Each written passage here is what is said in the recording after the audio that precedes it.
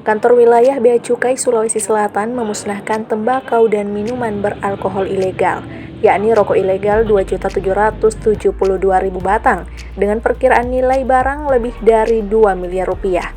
Sementara minuman beralkohol ilegal sebanyak 288 botol dengan nilai barang sebesar Rp77.400.000. Temuan tersebut merugikan negara dengan total 1,6 miliar rupiah. Nilai kita tidak berikan 2,8 miliar, korupsi negara sekitar 1,6. Terus berapa bulan dalam masa untuk berapa lama ini? dihancurkan? Ini di tahun 2020 Pak, karena penindakan yang kita lakukan di tahun 2020 banyak, makanya ini kita jadikan satu eksekusi pemusnahan. Pemusnahan BMN tersebut dilaksanakan sesuai dengan ketentuan Peraturan Menteri Keuangan Republik Indonesia Nomor 83 PMK 06/2016 tentang tata cara pelaksanaan pemusnahan dan penghapusan barang milik negara.